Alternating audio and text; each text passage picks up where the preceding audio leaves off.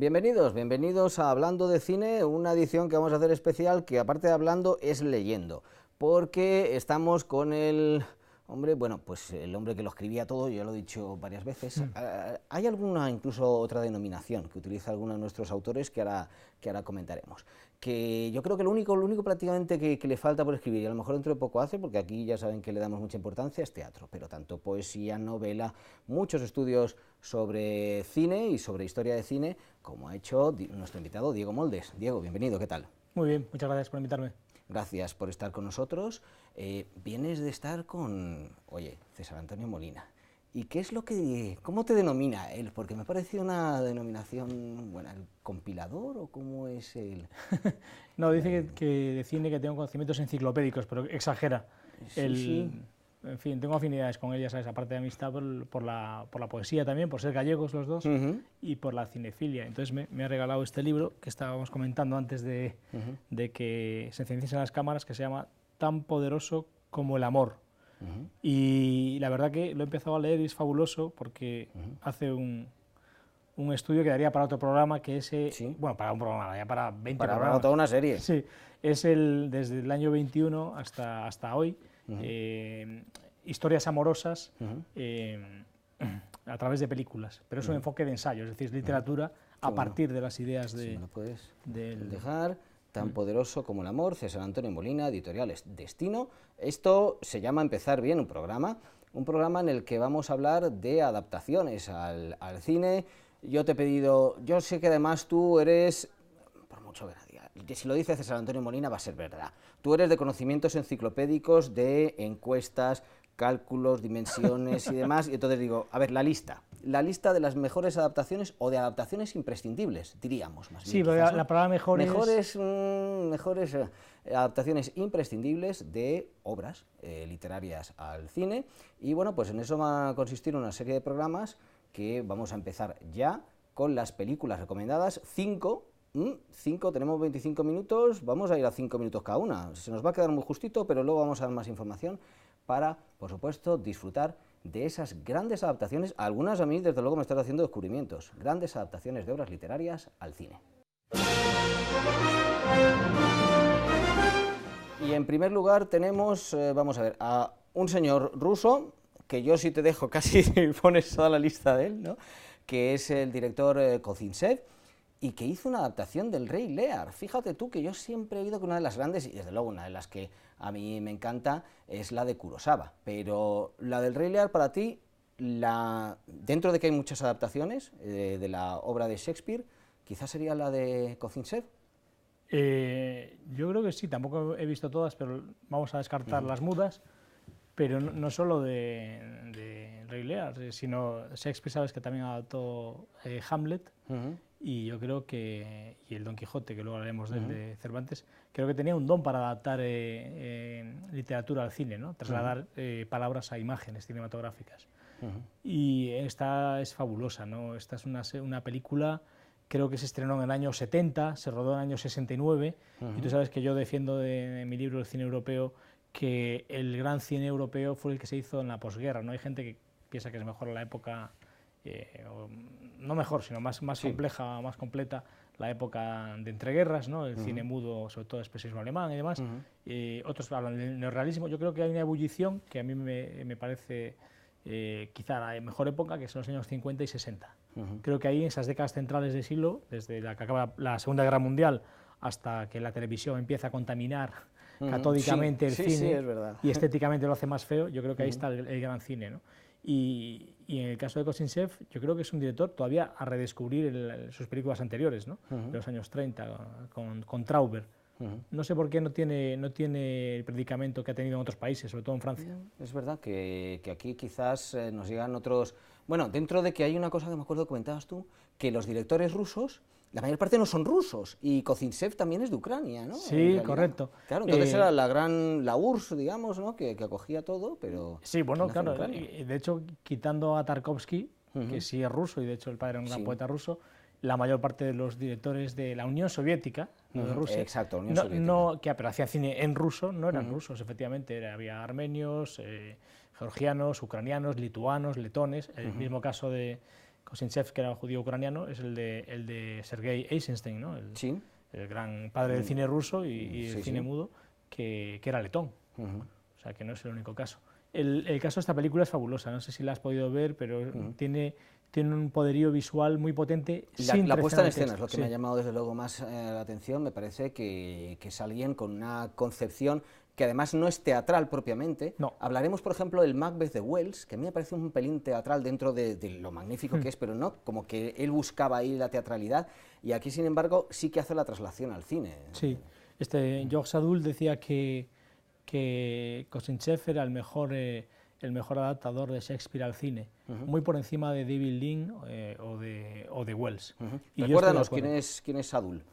Bueno, fue el gran historiador que hizo la compilación de la historia del cine en francés, la más importante historia del cine en francés. Sí. Y Sadoul ya defendía en los años 60 que era el más importante. Creo que cuando ves, por ejemplo, Hamlet o El Rey Lear, pues dices, es que no hay forma de superarlo, porque realmente, por ejemplo, si recuerdas la secuencia de la tormenta, hay un poderío visual en un blanco y negro poderosísimo, en un formato muy panorámico, que airea la acción no de manera, digamos, por vocación o voluntad de ser antiteatral, sino porque realmente cree que el texto tiene una capacidad dramática cinematográfica, y no solo en el sentido teatral, desde el punto de vista escénico, ¿no? Y eso le da una potencia brutal. Estoy viendo también la imagen de Ran, de Kurosawa, hace un poco lo mismo, y de hecho Kurosawa, que sabes que hizo Versus Sala en la Unión Soviética, también era un cineasta muy apreciado en la URSS y viceversa. Él conocía muy bien el cine ruso y le influyó tanto como pudo haber influido John Ford, por ejemplo. Y también por Coppola y por Spielberg, yo creo que fueron algunos que recuperaron parte de Kurosawa. Y Scorsese. Que luego ha habido, y Scorsese. Y Lucas, George Lucas también. Sí. Sí, más bien es Lucas y Scorsese, creo que lo has dicho tú ahí, exacto. Que luego incluso también son los mismos que han recuperado parte del cine de Kozintsev. Hombre, Scorsese siempre está metido en recuperar cine, está muy involucrado en eso, y con el Festival de Cannes y con otros, pero la verdad que me llamó la atención, digo, ese nexo de unión también entre estos dos cineastas. Sí, bueno, y la parte de la fundación de Scorsese, pero también, por ejemplo, hablaremos en otro programa de Manuscrito contra Zaragoza, la adaptación, la restauración de la adaptación del montaje original, que es mucho más largo que el que se estrenó en España en los años 60, en la época del cineclubismo. Es una adaptación, una restauración que también hace Coppola con Scorsese, en ese mismo grupo de personas que estaban rescatando para el cine americano, para el público americano, el cine del este, ¿no? Exacto. Hay otra por ahí muy reciente de Amazon con Anthony Hopkins, que bueno, Anthony Hopkins es un estupendo actor, pero hay muchas más versiones, pero si quieres pasamos a... Vamos a ver. Cualquiera pensaría que la mejor adaptación del Quijote tendría que ser de un español, porque más en España se han hecho muchísimas. Sí. Y resulta que vuelve a ser Kozintsev. Bueno, sí, eso no es que lo defienda yo, en este caso en el libro del cine europeo, sino que... Hay más gente que lo defiende. Fíjate que Quijote, que además están ahí los rótulos, creo que ahí estaban en alemán, en fin. Sí, y participa un artista español en la escenografía y un escultor, y que estaba exiliado en la URSS. Yo contaba en el cine europeo, en mi libro, que había asistido, recuerdo que me había invitado nuestro amigo Javier Riollo a una proyección en el Cine Doré, en donde estaba Arthur Penn, el cineasta, el director de Bonnie and Clyde y tantas películas, ¿no? Y estaba José Saramago y estaba Jesús Franco, ¿no? Y desgraciadamente los tres han fallecido, y tanto Arthur Penn como Saramago, con quien luego tuve oportunidad de hablar al acabar en portugués, y el propio Jesús Franco, coincidieron en su exposición que de todas las adaptaciones que había del Quijote, que hay muchas, al cine la mejor era la de Grigori Kozintsev, le llamaban el Quijote ruso, se conoce como Quijote ruso. Y de las que yo he visto, sí es la mejor. Hay la de Rafael Gil, ¿sabes? La del año 47. Hombre, sí, estupenda. Luego hay una de Pabst, de la Caja de Pandora, Sí. que es una película alemana del año 33, el año justo se estrena cuando los nazis suben al poder, suben en enero, como sabes, pero la película Sí. se rodó en el año 32. También es una buena, ahí sale el cantador Fiodor Chaliapin, el cantante de ópera, Ajá. sale cantando, es un Quijote con números musicales, Ah. y bueno, hay muchos Se Quijotes. adelantaron aquello, se adelantaron a Paloma San Basilio y, ¿no? y a Sí, sí. Pepe Sacristán. Bastante. Y bueno, ya sabes, lo que se llama Uti Azaragón, no vamos aquí a destripar ahora todos Sí. los Quijotes, pero este... Cantinflas incluso, Sí. fue un Sancho Panza peculiar. Exacto, exacto. A mí este me parece el más potente, ¿no? Y Sí. sobre todo me encanta la... Estamos viendo imágenes ahí de varias. Sí. El de Kozinsev, la imagen como tal es la Este es que- el de Cantinflas, ¿no? Este es el de Sí, sí. Cantinflas, exacto. Este es el, pues bueno, el cartel del de Kozinsev y esta es la imagen que tenemos ahí, que ahora en este caso sí que en color, este no era en blanco y negro, pero con una puesta en escena fascinante. Es curioso porque leí hace poco, le comentaba a mis alumnos también de la Universidad de Nebrija, de Historia de los Medios de Comunicación, Sí. que el libro, sin contar la Biblia, que no es un libro, la Biblia es una recopilación de muchos libros escritos durante unos 6 siglos, Sí. el libro más leído y traducido del mundo es el Quijote, seguido de Robinson Crusoe, de Daniel Defoe, que ahora cumple 300 años. Y en contra de lo que pensamos, el conocimiento que había, y lo que yo he podido saber en los países del este, el bloque comunista, el Pacto de Varsovia, ¿no? La URSS, Polonia, todos estos países, Checoslovaquia, que Sí. la República Checa, Eslovaquia, el conocimiento que había de la cultura hispana era muchísimo mayor que al revés. Ah, fíjate. Es curioso, y en concreto el Quijote pues era un libro de cabecera en la literatura rusa, ¿no? Y bueno, la influencia del Quijote en la literatura rusa es obvia. Sí, sí, sí. Y sin embargo, al revés, creo que todavía, desgraciadamente, tenemos mucho que aprender y conocer, ¿no? de esas culturas eslavas. Completamente. Yo, desde luego, desde hace tiempo vivo fascinado por la ópera rusa, esa melancolía que tiene mucho la música rusa y esos grandes coros que, por ejemplo, se traslada a películas del propio Eisenstein de la última época, cuando hace bandas sonoras con Prokofiev y demás. Sí, sí. Y bueno, no vamos a intentar ponernos con nombres muy extraños, ¿no? Pero que creo que son referencias que podemos compartir con nuestro público y con mucha gente, porque realmente se disfrutan. Y tanto cuando hizo ahí el Iván el Terrible, pues Sí, me recordaba me incluso a la ópera rusa de finales del siglo XIX, que creo que es muy, muy melódica, que te envuelve mucho. Oye, vamos a pasar al siguiente.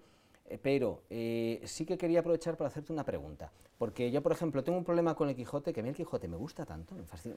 Yo creo que hay mucha gente que en la adolescencia tiene otro tipo de experiencias. Yo la que tuve fue leerme 2 veces en un verano el Quijote, aquello que no salía de casa. Claro, además, recuerdo cuando iba a Asturias y preguntaban, ¿pero no te aburres? Digo, no, señora, estoy leyendo, por favor, déjeme seguir, ¿no? Que estoy aquí empapado. Entonces, claro, las adaptaciones a la pantalla, al cine, se me quedan como cortas. ¿Tú qué prefieres? ¿Leer antes de ver la película? ¿Ver la película antes del libro? ¿Vas alternando? Porque desgraciadamente, no se puede.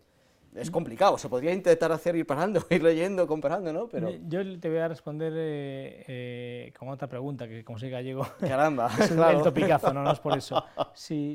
¿Qué prefieres, carne o pescado, no? Pues habrá días que prefieres comer ternera, un solomillo, y otros días te apetece tomar mero, o rape o lenguado.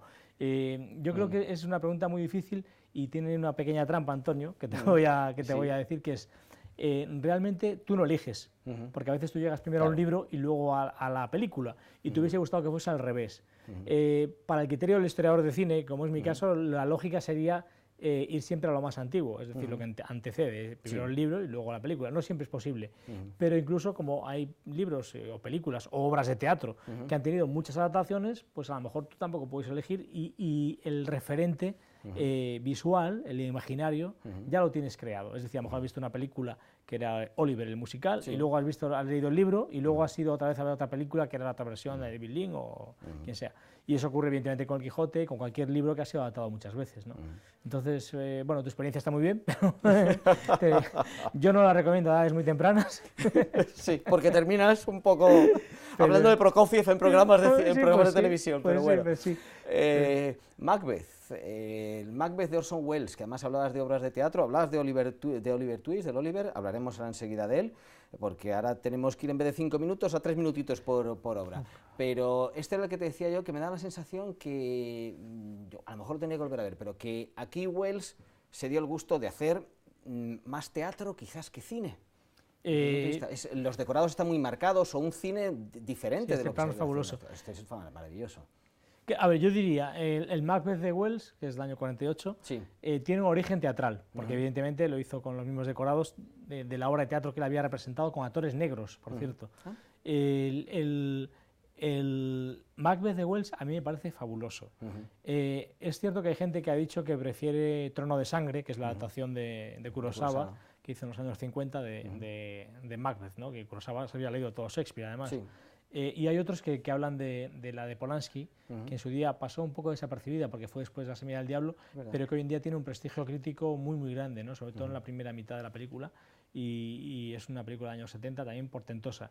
El de Wells a mí me sigue pareciendo, desde el punto de vista cinematográfico, muy, muy completa, muy potente. No me parece teatral, me parece que tiene un aire teatral, que es distinto. Sí. Es decir, no tiene una sintaxis teatral, desde el punto de vista del montaje, ni tampoco de la puesta en escena. Lo que ocurre que como los decorados y los actores provienen del teatro, y evidentemente adapta una obra de teatro, tiene ese aire, ¿no? Tiene ese aire que puede resultar un tufo o no. A mí no me resulta desagradable. Hay que tener en cuenta las condiciones de rodaje, que era una película de serie B que hizo por 4 duros, entre un proyecto y otro. Sabes que Wells siempre estaba trabajando en varios proyectos a la vez, y me parece que tiene una inventiva visual muy, muy potente, ¿no? La parte de Ofelia, hay una parte ahí, la del puñal, es decir, muy sugerente, muy barroco, ¿no? Como era Wells, con unos contrapicados fabulosos y...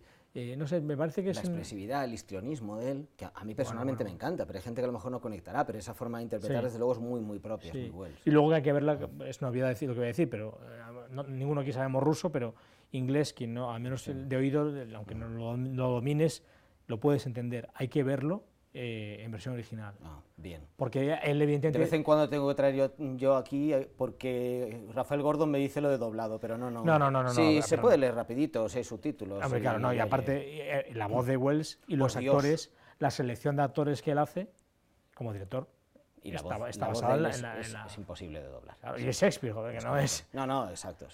Entonces, si se puede... Este de Macbeth, a mí me gustó bastante, no sé a ti, ¿qué te pareció? Yo la vi en Cannes, era al final del festival, digo por las condiciones. Estabas agotado. Y aquella ya me pareció muy sangrienta, ¿sabes? Yo prefiero tipo soy más Wells que Kurosawa, y esta sí va más allá de Kurosawa. Esta era Kurzel, ¿no? Se llama el director. Sí, exacto, sí, creo que venía de adaptar videojuegos o alguna cosa así, de trabajar con Fassbender. A ver, el trabajo interpretativo de ellos me parecía muy interesante, pero la cámara, como ya, si hablamos de barroco de Wells, este ya sí va a 3 pueblos para allá. A mí me decía mi hermano que parecía un poco aburrida, pero no creo que sea un tema aburrido. A lo mejor si has visto otras adaptaciones te parece más lenta, es más visual, más... Puede ser, sí, que se rodea más posmoderna, sí. Pero, y muy sangrienta, como la de Polanski. Completamente. Tiene también muchos exteriores con paisajes, como la de Polanski también, y menos interiores. Sí. Es que para eso prefiero a Polanski, pero bueno. Sí, pero no está mal, y Fassbender está muy bien. Hablando de Polanski, vamos a ver. Me ha sorprendido que el Oliver Twist que has elegido no es el de Polanski, tú que eres un Polanski adicto, por así decir. Es el de, como pone ahí en la pantalla, David Lean. Sí. El motivo claro, ya solo con esta imagen casi, ¿no? Dices, ostras, pues es que es fascinante. El motivo es obvio, porque es el mejor. Estábamos hablando que hay como una docena, no más, debe haber como 15 adaptaciones de Oliver Twist al cine, y si contamos televisión, pues yo creo que la BBC hace una cada 10 años. Pero este Oliver Twist, que es del año 48, creo que es del mismo año que la de Macbeth, que hablábamos de Wells. Fíjate. Igual me equivoco, 47, 48, bueno, más o menos en la posguerra, digamos, en la primera posguerra. Sí, la de Wells era 48, desde luego, sí, vamos, por ahí estaban un poco... Las fechas de rodaje deben andar por ahí. Esta es la de Polanski, que es del 2005, que fue cuando vino a España, yo lo conocí justo cuando presentó la película aquí en Madrid, en Kinépolis, y su interés, él había contado que tenía que ver con que su infancia, en el gueto de Varsovia, guardaba concomitancias con la infancia de Oliver Twist, que a su vez se basa en la propia infancia de Dickens. Claro. Dickens, que como sabes fue un niño de la parroquia, ¿no? Como dice el título original de la obra, y Parish Boy, ¿no? El chico de la parroquia, y que es el título original de Oliver Twist del año 37, 1837, y es que Dickens trabajó en una fábrica de betunes hasta los 11 años.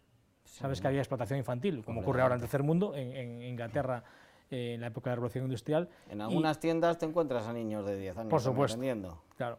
Entonces, en el fondo, ahora lo vemos con una perspectiva vitoriana, ¿no? No vitoriana, pero es previtoriano, pero con una perspectiva, digamos, decimonónica, del siglo XIX. Sí. Pero el Oliver Twist tiene una fuerza de denuncia social muy grande, ¿no?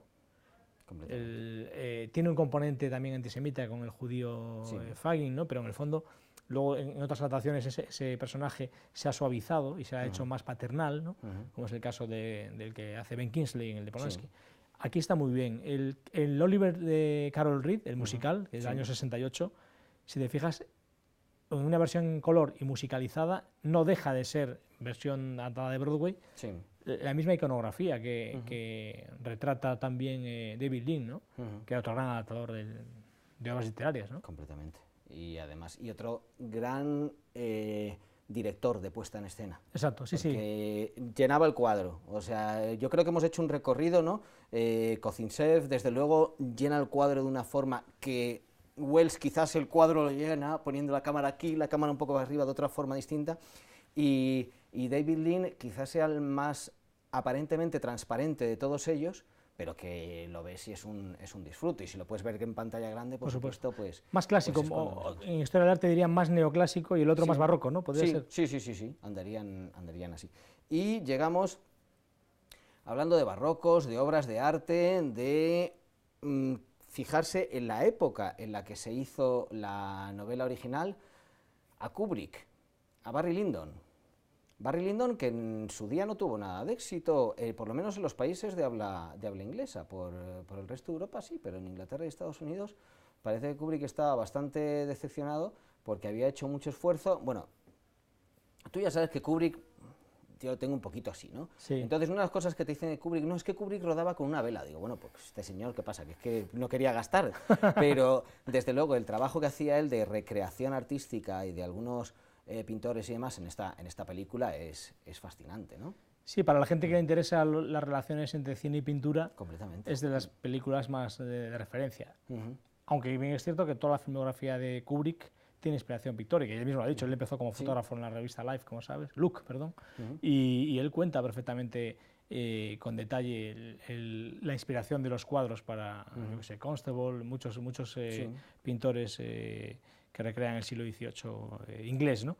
E irlandés. Creo que el Barry Lyndon es una película no infravalorada, sino desconocida para la gente más joven. Los que la vimos en cine y en DVD, te das cuenta de la diferencia que tiene ver una película en sala de cine como esta y verla en televisión.